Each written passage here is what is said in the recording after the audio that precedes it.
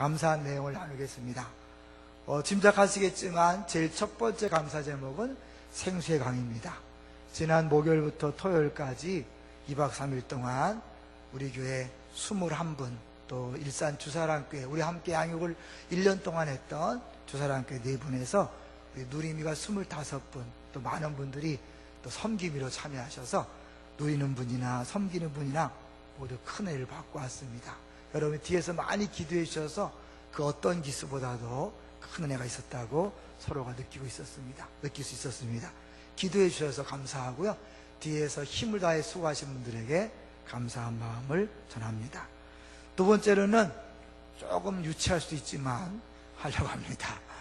우리 교회 교역자들이 저 반월교회라고 화동에 족구를 잘하는 교회가 있어요. 그 교회를 이겼어요, 우리가. 그 교회는 한창 잘 나갈 땐 전국대회 막 우승도 바라고 할 정도였는데, 물론 멤버들이 바뀌었지만 아주 잘하는 선수는 그대로 있는데 우리가 이겼어요. 뭐 은혜동산교회 이기는 얘기는 이기도 안 합니다. 그거는 우리 그건 아닌데, 이 반월교회는 보통 교회가 아닌데 이겼다는 게 감사한 이유는 뭐냐면요, 우리가 형편없이 졌거든요. 잘 못했는데 계속 훈련하고 우리끼리 하다 보니까 느는구나. 그래서 제가 생수양도 다녀오고 또 이 족구를 생각하면서 사람은 달라질 수 있다. 훈련하고 양육하면 변할 수 있다. 그래서 오히려 더 소망을 가지는 좋은 기회였어요. 우리 교회 교육자들이 족구 잘 못했었거든요. 근데 하나님께서 훈련하니까 이런 기회도 주더라고요. 성도님들 볼 때 기대감이 있습니다. 하나님께서 하시면 됩니다. 할렐루야. 세 번째로는요, 제가 이제 늘 테이블 리더로 많이 섬기고 강사로만 섬기다가 처음으로 이제 사연이 있어서 이제 스피리추얼 리더라고 전체를 이제 주관하는 리더로 섬기면서 하나님께서 처음부터 주셨던 은혜가 기억났어요. 그리고 전체를 책임지고 이렇게 보다 보니까 그 전에 보지 못했던 것, 느끼지 못했던 것들을 경험하면서 육체적으로는 많이 힘들고 또 정신적으로 많이 부담이 있었지만 영적으로 큰 은혜가 있었기 때문에 정말 감사한 시간이었습니다. 뒤에서 여러분이 많이 기도했다는 것을 느낄 수 있는 그런 기간이었습니다. 앞으로도 계속해서 기도해 주십시오. 자, 이제 오늘 제목을 볼까요? 오늘 제목이 뭡니까? 한 가지 부족한 것입니다. 남녀의 차이 한두 가지가 아니죠. 어저께 했으면 화성에서 온 남자, 금성에서 온 여자 할 정도로 서로가 볼 때 외계인이라고 말할 정도로 남녀는 다르죠. 남자들은요, 거울 앞에 서면 누구나 아무리 뚱뚱해도 뚱뚱하다고 생각하지 않는데요. 자기는 정상 체격이라고 생각한대요. 남자들이 그렇대요. 여자들은요, 아무리 날씬해도 다 자기가 살을 빼야 된다고 생각한다는 거예요. 그러니까 둘 다 사실은 에덴 동산 이후에 나름대로 그 외모에 컴플렉스가 있지만 남자는 그걸 무시함으로 벗어나려고 애를 쓰는 것이고, 여자는 그것을 스스로 이제 사실 느끼면서 벗어나려고 애를 쓰는 거죠. 그러니까 여자들은 막 꾸미려고 하잖아요. 남자들도 뭐 꾸미지만 남자들은 이만하면 됐지 막 이러고 가는 거예요. 근데 그게 영적으로 많이 어렵습니다.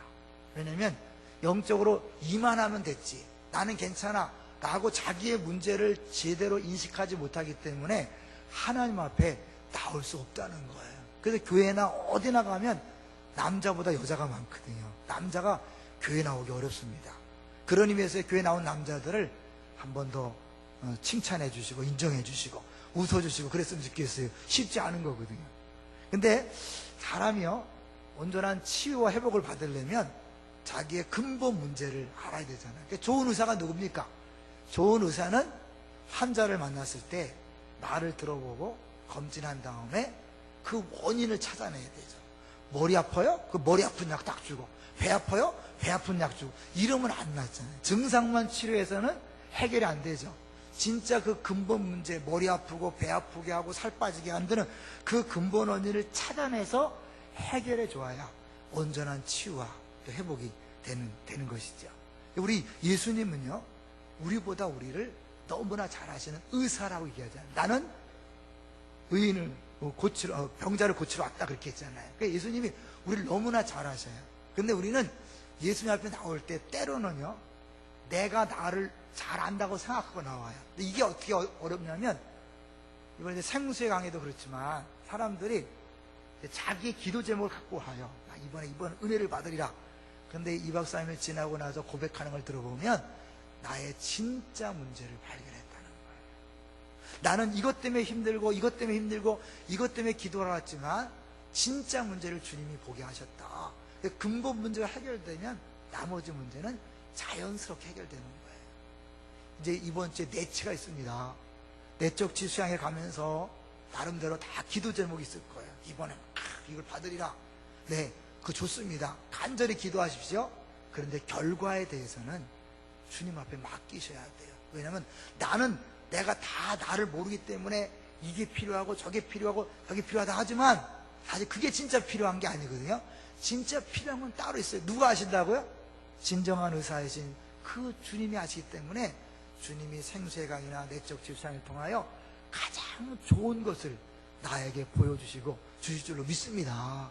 근데 우리는 늘 나 중심이기 때문에 내가 원하는 방식으로 내가 원하는 것이 주어지지 않을 때 우리는 실망하고 은혜 못 받았다고 하지만 아닌 거예요. 주님은 가장 우리를 잘 아셔요. 우리를 사랑하셔요. 그래서 가장 적절한 걸 주시니까 이번 내치 때 꼭 그걸 기억하셔서 여러분이 결과적으로 가장 좋은 것이었다는 사실을 기억하고 모두가 감사했으면 좋겠어요. 자, 이제 오늘 본문을 보면 자기 문제를 정확히 알지 못하는 한 청년, 그리고 그 청년의 문제를 정확히 알고 계시는 예수님이 같이 나옵니다. 이것이 우리 모두의 이야기거든요. 한번 볼까요? 이제 예수님 앞에 청년 하나가 달려왔습니다. 17절 같이 볼까요? 17절 시작. 예수께서 길에 나가실 새 한 사람이 달려와서 꿇어 앉아 묻자오되 선한 선생님이여 내가 무엇을 하여야 영생을 얻으리이까? 예수님에게 쫓아와서 꿇어 앉았다는 건 뭐예요? 예수님을 진짜 인정하고 예수님을 믿겠다고 그러고 그 말은 무엇인지 들을 준비가 되어 있는 거예요. 굉장히 겸손한 것 같고 굉장히 신실해 보이죠. 맞아요. 그런 사람이었어요. 그러나 그 안에는 심각한 문제 두 가지가 있습니다. 오늘 그 청년이 말한 내용 중에 그 두 가지가 들어있어요. 뭐와 뭘까요? 첫 번째는 선한 선생님이요. 예수님을 선한 선생님이여 불렀다는 그 자체의 심각한 문제 1번. 두 번째는 무엇을 하여야 영생을 얻으리까라고 물었던 두 번째, 거기서 두 번째 문제가 있는 거예요. 자, 그러면 선한 선생님이여 라고 부른 것이 뭐가 문제일까요? 예수님을 사람으로 부른 거죠. 선생님이라고 불렀어요. 근데 선생님을, 사람을 선하다고 표현했죠. 이 말은 이 청년이 선악의 기준이 잘못되어 있음을 보여주는 거예요. 선한 것은 하나님밖에 없는데 사람을 선하다고 한다는 건 뭐예요? 자기 자신도 나름대로 선하다고 자부하고 있고 선하다 생각했기 때문에 그 기준으로 예수님을 바라보고 선생님이라는 호칭을 쓰면서 선하다고 얘기한 거예요. 그랬더니 예수님이 정확하게 네가 틀렸다고 얘기하는 거죠. 자, 볼까요? 18절을 보겠습니다. 18절 시작. 예수께서 이르시되 내가 어찌하여 나를 선하다 일컫느냐? 하나님 한 분 외에는 선한 이가 없느니라. 이 말 같아서는 예수님이 자기는 선하지 않다고 말하는 것처럼 보이죠. 그러나 진짜는 뭡니까? 예수님은 분명히 선하신 분이에요? 선하지 않은 분이에요? 선하신 분이죠. 그분이 하나님과 함께 삼위일체로서 거룩하신 분이고 선하신 분이고 우리들 찬송하잖아요. 선하신 목자. 예수님 선하신 목자잖아요. 그런데 왜 예수님이 자신이 선하지 않다고 말하는 것처럼 보일까요? 자, 다시 천천히 보세요. 내가 어찌하여 나를 선하다 일컫느냐? 하나님 한 분 외에는 선한 이가 없느니라. 하나님만 선한 것이지 사람은 누구도 선하지 않다. 근데 내가 나를 사람으로 알고 선생님이라 부르면서 나를 선하다 그래? 네 기준이 틀렸어. 사람은 선한 사람이 없어. 하나님에는 없어. 이게 이 청년이 갖고 있었던 아주 궁극적인 문제인 거예요. 왜? 그랬기 때문에 자기 자신을 선하다고 느껴서 하나님 앞에 은혜를 구하지 않고 예수님이 절대적으로 필요하다고 인정하지 않기 때문에 그런 거예요. 여러분, 세상에서 예수 믿기 어려운 분 누구예요? 나름대로 착한 남자들 참 믿기 어렵습니다. 야, 나는 법 없이도 사는 사람이야. 예수 믿는 것들 나보다 더 나은 사람이 있으면 나와보라 그래. 어려워요. 돈 많은 사람 어려워요. 사회적으로 좀 지위가 있는 사람 어려워. 왜? 나름대로 자기가 괜찮다고 느끼기 때문에 누군가의 도움, 은혜를 구하지 않잖아요. 그런 거예요. 내가 나를 선하다고 보고 괜찮다고 볼 때는 주 앞에 나오지 못하는 거예요. 그런데 이 청년은 뭐예요? 나왔잖아요. 분명히 모든 것들을 다 가지고 있음에도 불구하고 나왔잖아요. 왜요? 뭔가 비어있다는 거죠. 그가 찾았던 게 뭘까요? 자, 뭐예요? 내가 무엇을 하여야 영생을 얻으리까. 그렇게 수없이 많은 것들을 가지고 있었음에도 불구하고 그는 뭔가 허전했고 뭔가 불안했고 뭔가 부족을 느꼈던 거예요. 잘 생각하세요. 돈이 우리를 만족시키는 게 아니에요. 명예가 만족시키는 게 아니에요. 이 사람은요, 다른 복음서에 보면 관리라고 나와 있어요.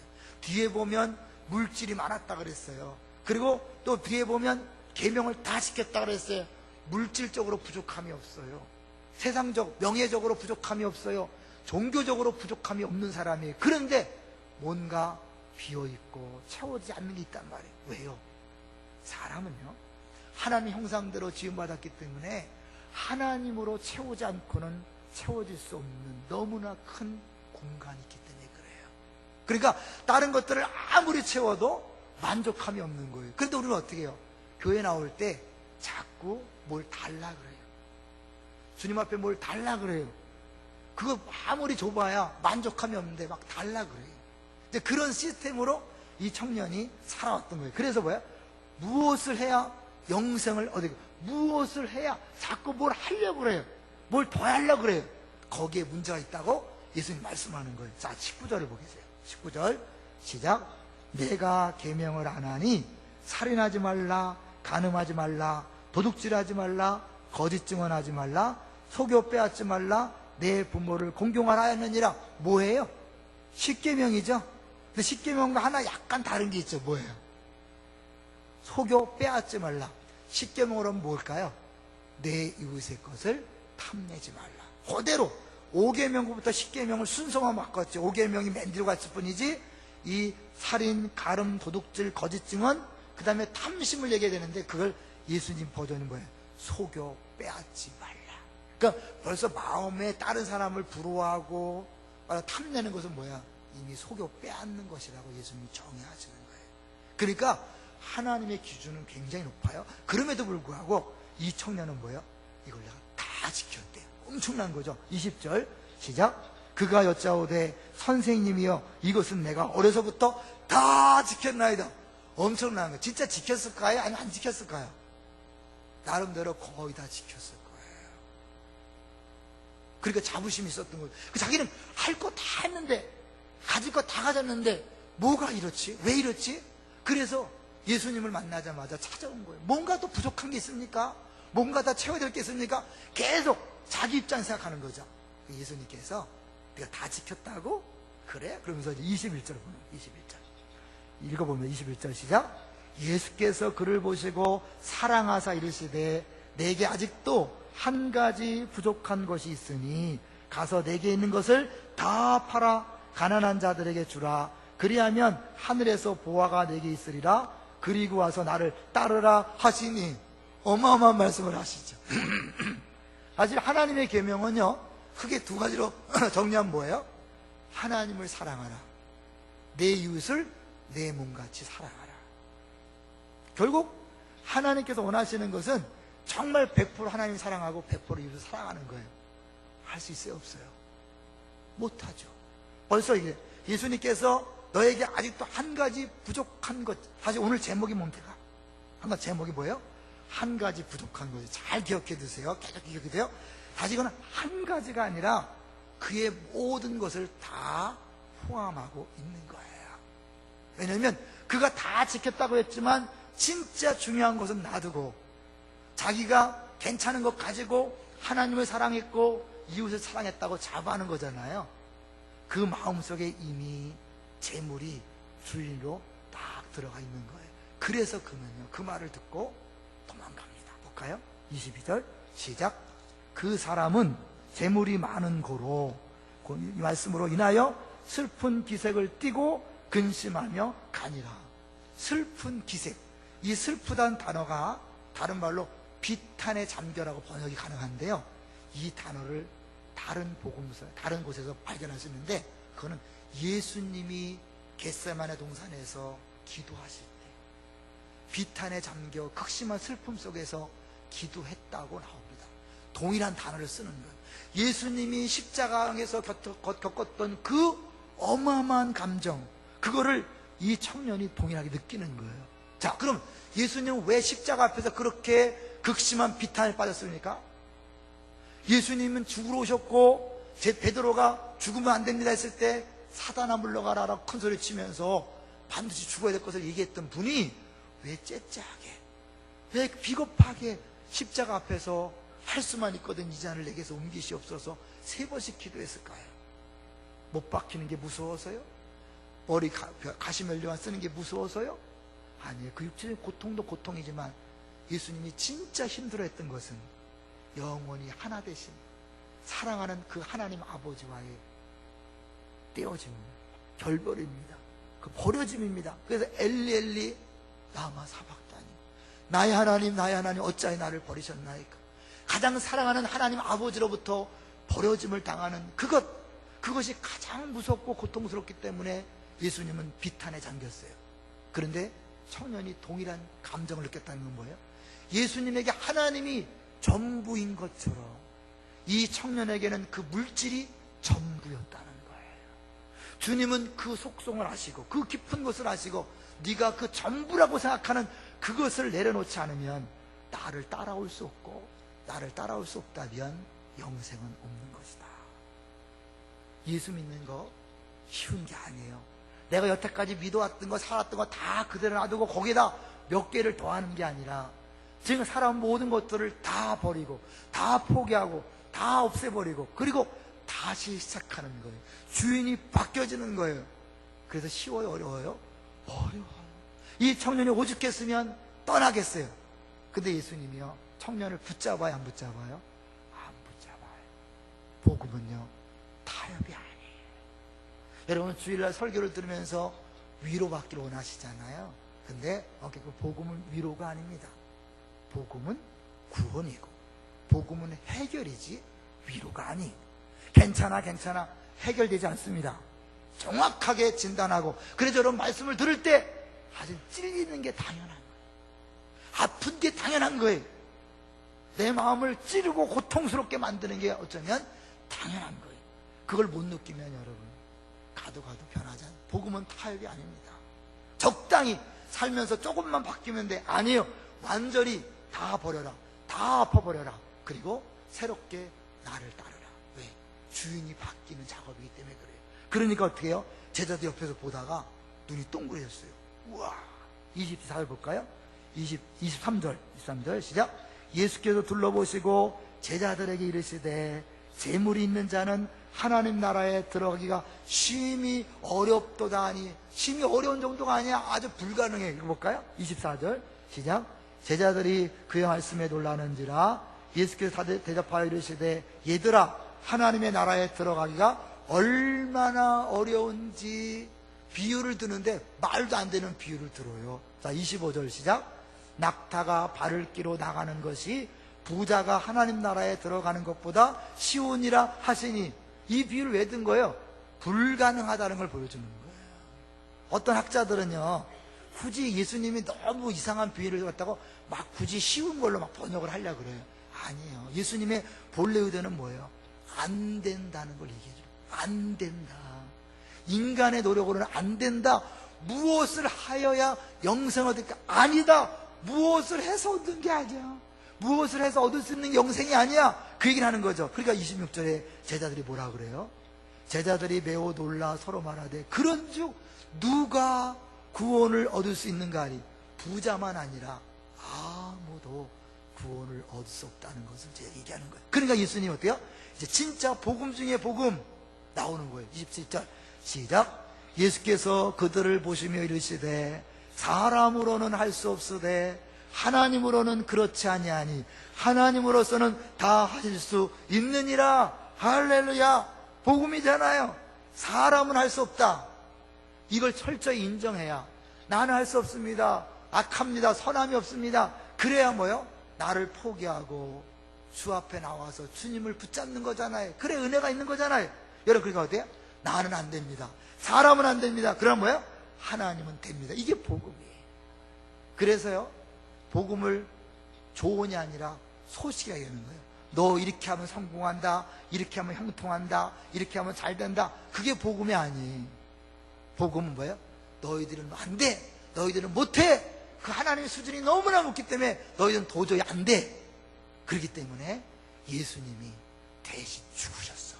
예수님이 다 행하셨어. 십자가상에서 다 이루었다 하셨어. 그래서 그 예수님을 믿기만 하면, 그 예수님을 마음속에 주님 모셔드리면 다 이루신 그 주님의 그 의를 너의 의로 하나님 인정하는 거예요. 내가 하는 게 아니라 완벽하게 다 이루신 그 주님을 내 마음에 모시면 그분의 100%, 100점짜리를 하나님 뭐예요? 나의 100점으로 인정해 준다는 거예요. 그래서 기쁜 소식인 거예요. 누구나 다 구원받을 수 있는 거예요. 노력을 통해 무엇을 하여야 영생을 얻으니까, 노력을 통해 한다면 이 부자 청년 같은 사람만 되는 거예요.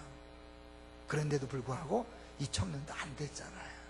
노력은 안 된다는 거예요. 그래서 절대 이상이, 하나님의 수준은 너무 높기 때문에 계명을 다 지키고, 그리고 내가 할 바를 다 했지만 하나님 요구하는 수준은, 하나님 사랑, 이웃 사랑은 절대로 인간이 도달할 수 없는 거예요. 자, 생각해보세요. 구약 시대는 율법이고 신약 때 은혜다 그래서, 신약 시대에는 구원의 조건이 조금 낮아졌을까요? 아니면 더 강화됐을까요? 어때요? 어떤 것 같아요? 엄격히 말하면 똑같지만 외부적으로 더 강화됐어요. 신약 시대는요, 더 구원받기가 어려워진 거예요. 왜요? 구약엔 단순히 살인하지 말라, 간음하지 말라, 그 눈에 보이는 것만 얘기했지만, 예수님이 율법을 완성하러 오셔서 뭐예요? 살인이란 사람을 죽이는 것뿐만 아니라 마음속에 미워해도 살인죄다, 욕해도 살인죄다, 미련하고 그래도 살인죄다. 그 죄를 안 범할 사람이 어디 있어요? 마음속으로 누구에게 음욕을 품어도 죄다, 간음하지 않아도 음욕만 품어도 죄다. 여기 십계명 마지막 탐심, 네가 남의 것을 탐내고 막 부러워하고 시기하고 질투하는 것도 결국 빼앗는 죄라고 얘기하는 거예요. 그게 없는 사람이 있어요, 없어요? 없죠. 인간은 다 부패했기 때문에 그런 것을 범하지 않을 사람이 없는 거예요. 그러니까 신약시대는 더 기준이 어떻게 보면 더 높아진 거예요. 아무도 도달할 수 없는, 그래서 절대 이상, 절대적인 기준을 우리에게 줬기 때문에 우리는 안 된다 라고 우리 자신을 포기해요. 우리에겐 선함이 없습니다. 인간은 아무도 선하지 않습니다. 선한 선생님이야 라는 고백을 하면 안 돼요. 오직 하나님에게만 선하다, 그리고 인간은 악하다고 이야기해. 내가 악합니다, 나는 못합니다, 인간은 안 됩니다. 그랬을 때 뭐예요? 그러기 때문에 주님의 은혜가 필요합니다. 예수님이 그것을 인정하라고 하는 거예요. 사람으로는 할 수 없을 때 뭐예요? 하나님으로는 다 하실 수 있느니라. 우리 중에는 아직도 예수를 안 믿는 분도 있을 것입니다. 내가 교회 오래 다닌 거 상관없이 예수를 안 믿는 분도 있을 거예요. 어떤 분일까요? 이 청년처럼 내가 많은 것들을 가져보고 했지만 뭔가 아직도 허전하고 불안하고 만족하지 못하는 것, 그런 것들을 느끼고 있는 분들, 아직 구원받지 못한 것입니다. 그러나 구원받은 사람 중에도 그럴 수 있음을 기억하십시오. 먼저 진짜 한 번도 진짜 나는 철저한 죄인입니다, 내 힘으로 어쩔 수 없습니다, 주님의 인 없습니다, 예수님밖에 없습니다, 그 예수님 믿습니다, 그래서 구원받은 사람, 구원받은 사람이에요. 그런데 구원받은 이후에도 여전히 이 물질처럼 그 무언가를 예수님 자리에 놓아둔 사람은 여전히 이 청년처럼 아무리 많이 가져도 이 마음에 비어있는 게 있는 거예요. 그래서 예수 믿는 게 행복하지 않은 분들도 있어요. 여러분 정말 행복하십니까? 정말 감사하고 감격하십니까? 예수님 한 분으로 만족하십니까? 대답 못하잖아요. 예수님 한 분으로 만족한다는 걸 뭘 얘기하냐면, 쉽게 얘기하면요, 남편 때문에 못 살겠어요, 누가 주인인 걸까요? 그 사람 마음속에 남편이 주인으로 딱 있는 거예요. 너희는 나를 누구로 하느냐? 예수는 그리스도시요, 예수님이 메시아라면, 예수님이 구원자라면, 그분이 모든 걸 다 해결했다면 그분 외에 아무것도 나를 흔들어 놓을 수 없고 아무것도 내 마음을 영향을 줄 수 없어야 돼요. 동의하십니까? 사실 예수 믿고 구원받은 사람, 영생 얻은 사람은 남편 때문에 힘들어 죽는 게 아니라 남편은 나의 섬김의 대상인 거예요.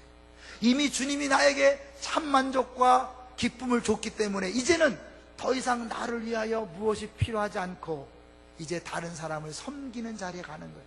애들 때문에 못 살겠어요? 애들이 그 마음의 주인으로 딱 있는 거예요. 돈이 없어서 못 살겠어요? 그 돈이 주인이 딱 되어 있는 거예요. 아파서 못 살겠어요? 네, 건강이 거기 딱 들어있는 거예요. 어떤 사람은 있어도 불평, 그게 주인이고, 정말 없어서 불평, 그것도 그게 주인 된 거예요. 예수님이 계신 자리에 다른 것이 들어있으니까 예수님으로 인하여 만족이 없고 다른 것이 나에게 불만족과 아픔을 주는 것입니다. 근데 이거는 평생 싸워야 될 제목인 거예요. 왜냐하면 신앙생활 하면 할수록 이게 자꾸 바뀌거든요, 주인이. 그래서 우리 종교교육자들이 그런 얘기를 했어요. 우리 마음은 우상 공장이다. 그 바울이 오죽했으면 그 멋진 사도가 날마다 죽노라 고백했을까요? 뭐 때문에 죽었을까요? 그 안에 끊임없이 일어나는 자랑, 내가 이만큼 했는데 난 이런 사람인데, 그런 것들이 자기 마음에 사로잡기 때문에 그걸 죽이는 거죠. 왜? 그게 있을수록 주님을 붙잡는 게 아니라 그걸 자꾸 의지하거든요. 그래서 나는 모든 것을 배설물로 여겼다. 오직했으면 똥으로 여겼다는 거예요. 왜? 그 내가 붙잡고 있는 그것이 예수님을 그리스도로 섬기는데, 모시는데 방해물이 되기 때문에 그런 거예요. 그러니까 자꾸 이것들을 내쫓아야 돼요. 사실 여러분에게 쉽게 이야기해서 우리의 환경과 역사에 따라서 설명해 보려고요. 다음 주에 직분자 선거가 있습니다. 초신자들은 직분자 선거가도 아무런 감정의 변화가 없어요. 그렇죠? 누가 되든 아무 상관없어요. 근데 문제는 후보자들이에요. 결과가 어떤지 여러분 자유할 수 있을까요? 어렵죠. 그게 인간인 거예요. 초신자 때는 전혀 우상이 될 수 없었던 그 직분이 이제는요, 코앞에 다가왔어요. 옛날에는 후보가 많지 않기 때문에 떨어져도 니나 내나 다 떨어졌으니까 괜찮아. 근데 지금은 거의 비슷한 수준의 사람들이 많이 있어요. 나이와 신앙 경력과 봉사하는 수준이 비슷한 분들이 많이 있어요. 누가 되고 누가 안 되는 것에 따라서 자기도 모르게 비교하고, 자긴 괜찮은데 옆 사람이 자꾸 부추겨요. 당신이 될 줄 알았는데 이딴 소리 하면 안 됩니다, 절대로. 그게 사람을 긁어놓는 거예요. 나는 잘 참고 있는 옆에서 당신이 되야 돼, 아닌데, 막 이러면요, 그게 위로가 아니에요. 하나님께서 하셨다 생각하고 받아들이도록 기도해 주세요. 근데 나도 모르게 어쩔 수 없이요, 그게 되는 거예요. 그거는 초신자 때 없었던 되는 거예요. 그러면 직분 맡으면 괜찮을까요? 아니요. 직분이 없을 때는 겸손히 섬겼지만 직분 맡으면요, 나도 모르게 그 직분이 나의 우상이 됩니다. 그래서 우상이 되기 때문에, 예를 들어서요, 안수 집사가 왜 저러지? 권사가 돼가지고 장로님이 왜 저래? 이 말에 막 뒤집어지는 거야. 내가 어쨌다고? 그래갖고 이제 그래서 더 좋은 장로님, 더 좋은 권사님, 더 좋은 안수 집사님이 되기 위해서 내가 열심히 하는데, 그게 자칫하면요, 우상이 될 수 있는 거예요. 내가 그것이 나에게 우상이 아니라면 누가 무슨 말을 해도 그것 때문에 흔들림이 없어야 돼요. 어떤 평가를 받아도 흔들림이 없어야 돼요. 동의하십니까? 왜요? 내 마음의 주인은 예수 그리스도이기 때문에 다른 모든 것들은 아무것도 아닌 거예요. 할렐루야. 근데 그것이 잘 안 되기 때문에 끊임없이 그 부분에서 또 회개하고 또 못 받고, 날마다 여러분, 이게 한방 끝나는 게 아니라 날마다 자기를 부인하는 거예요. 이 문제가 해결되면 또 다른 문제가 끊임없이 평생 가는 작업이 이건 거예요. 여러분이 진짜 이 청년처럼 뭔가 비어있고 만족하지 못하고 누구 때문에 무엇 때문에 이렇게 한다는 건 뭐예요? 예수님 메시아가 되지 못한 거예요. 그리스도가 되지 못한 거예요. 주인 되지 못한 거예요. 그럼 뭐가 주인 됐는가를 찾아내셔야 돼요. 그거를 하나씩 못 박아야 돼요. 주님이 말씀을 통해 계속 가르칩니다. 정 못 깨달으면 주님이 적당한 때에 깨닫게 하시는 강압적인 방법을 쓰셔요. 그게 모든 것을 합력하여 선을 이루는 거예요. 그 말씀은요, 좋은 말씀이 아니에요. 무서운 말씀이에요. 진짜 선, 하나님만이 진짜임을 알게 하기 위해서 네가 붙들고 있었던 그 물질이 얼마나 허무한가를 주님이 보여주시는 거예요. 물질이 있기까지는 있을 동안은 안 나요. 이게 없어지면 그렇구나. 없어지고 나니까 그게 아무것도 아니었네. 자녀를 위하여 평생 모든 걸 다 희생하다가 그 자녀가 그렇게 애를 썼는데 가출하고 딴짓하고 그럴 때 이게 뭔가 헛수고인가, 그러면서 자녀가 전부가 아니었구나. 건강을 위해 그렇게 애를 쓰고, 죄송하지만 비가 조금 먹는 비 맞을까봐 그게 안 나오고, 메르스가 오면 또 메르스 때문에 안 나오고, 사스 오면 사스 때문에 안 나오고 죄송해요. 정치하는 게 아니에요. 그게 내가 이 건강이 또 소중하기 때문에 주 앞에 예배하는 것보다 그걸 포기하잖아요. 또 여러분 부담스럽겠지만 10일 잘 때마다 여러분 싸우시는 거예요. 누가 주인인가? 주일 성수할 때마다 싸우는 거예요. 누가 주인인가? 끊임없는 그런 다른 주인들이 내 마음을 사로잡고, 그것이 거기를 끝나는 게 아니라, 그렇기 때문에 예수님이 주인 되지 못하니까 막 복잡해지는 거예요. 막 힘들어지는 거예요. 그게 복잡하니까 막 설교가 귀에 거슬리죠. 이게 평안하면 주의 말씀을 아멘 아멘 받는데 다 거슬리는 거예요. 왜? 주인이 딴 게 잘 배우고 있으니까.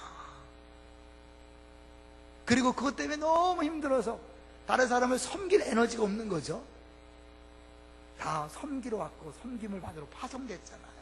잘 생각해 보세요.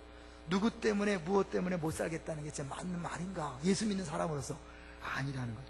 이 청년의 문제점은요, 사실은 재물이라기보다는 도덕성에 관한 거예요. 선한 선생님, 나름대로 자기는 괜찮다, 다 괜찮다, 이만하면 됐다 라는 것 때문에 하나님의 은혜는 필요치 않다고 생각한 거예요. 다만 뭐예요? 내가 이만큼 열심히 했으니 여기다 한 개, 두 개 이거를 더하면 되지 않을까요? 예수님 정확히 너는 한 개만 더한 자 알지만 그 한 개가 너의 전부를 다 버려야 된다. 그러니까 뭐예요? 네가 못하는 거다. 그래서 은혜가 필요한 거예요. 예수 믿지 않다가 예수 믿는 거 우리 입으로 되는 게 아니에요. 예수님이 은혜를 베푸셔야 돼요. 그리고 예수 믿고 나서도 우리가 이 천국을 계속 이 영생을 누리기 위해서는 어떻게 해요? 영생을 얻었지만 누리지 못하고 여전히 불안하고 불만족하고 스트레스 받고 힘들어하는, 뭐 때문에 죽겠다고 말하는 그것은 뭐예요? 영생을 누리지 못하는 거예요. 왜요? 예수님이 메시아가 되지 못하고 그리스도가 되지 못했기 때문에 그것을 끊임없이 찾아내서 날마다 못을 박아야 돼요. 근데 어떻게 못 박을 수 있어요? 없어요? 포기 어려워요. 아까 진짜 하나님이 강제로 포기하기 전까지는 포기 어려워요. 그래서 사실 이 청년은 어떻게 해야 돼요? 재물을 다 팔아라. 주님, 내가 재물을 다 팔 수 없는데 어떻게 하면 좋죠? 도와주세요. 무릎을 꿇는 거예요. 오늘 설교를 듣고 정죄받지 마세요.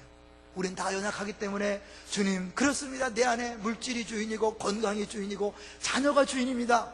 그러나 내가 이것을 놓을 수가 없습니다. 이걸 포기할 수가 없습니다. 주님, 은혜를 베풀어 주세요. 구원 받을 때도 은혜지만 이걸 포기하고 버리는 결단도 은혜가 없이는 안 되는 거예요. 그래서 우리는 처음부터 마지막까지 모두가 은혜예요. 그래서 절대 은혜. 처음부터 마지막까지 구원받는 것도 은혜요, 신앙생활도 은혜요, 다 은혜인 거예요. 그러니까 어때요? 내가 언젠가 포기가 됐어.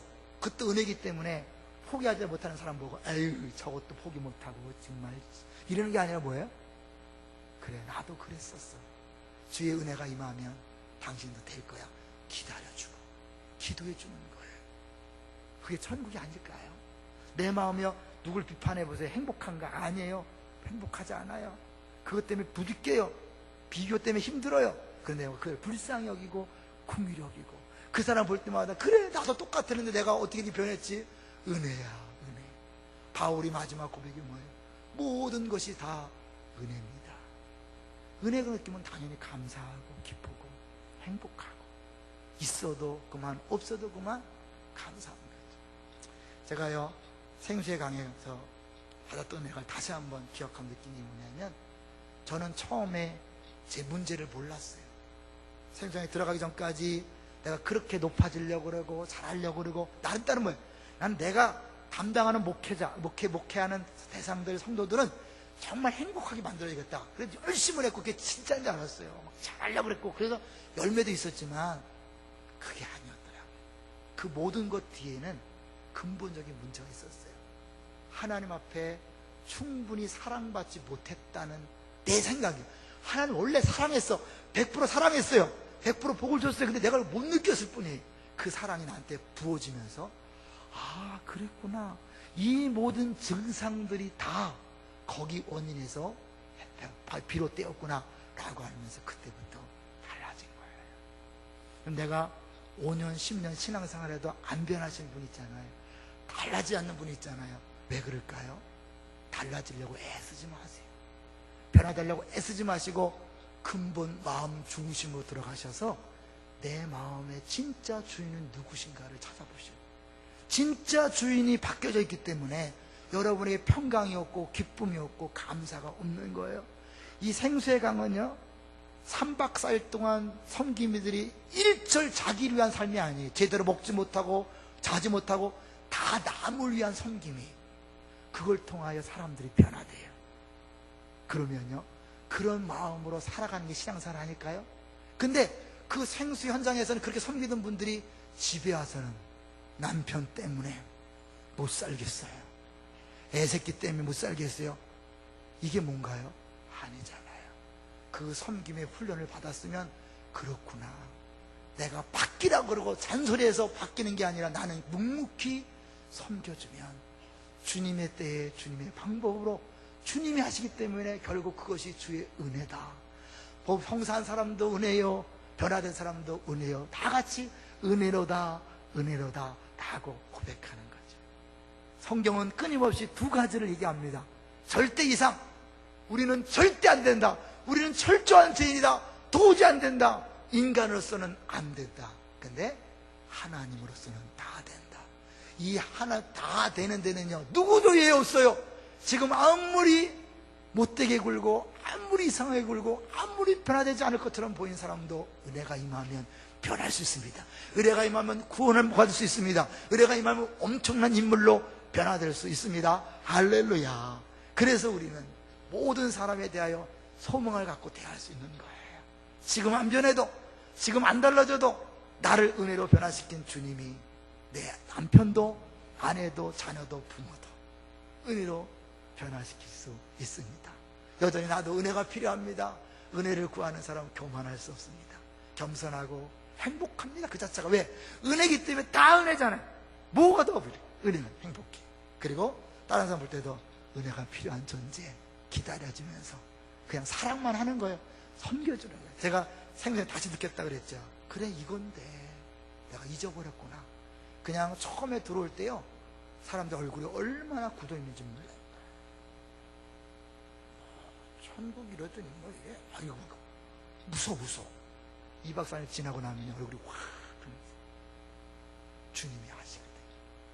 우리들은 그냥 섬겨주기만 하는 거예요. 주님의 때에 주님이 하시는 거예요. 마찬가지예요.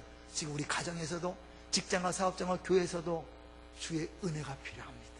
우리가 할 수 없습니다. 나도 할 수 없고 남편도 할 수 없고 아내도 할 수 없고 자녀도 할 수 없고 다 할 수 없습니다. 주님이 필요합니다. 우리 교회에 저 사람 내 은혜가 필요합니다. 다 은혜가 필요합니다. 그 은혜를 서로 구하고 기도하고 그래서 정말 은혜로 살고 은혜로 날 감사하는 우리 모두가 되시기를 주의 이름으로 축원합니다.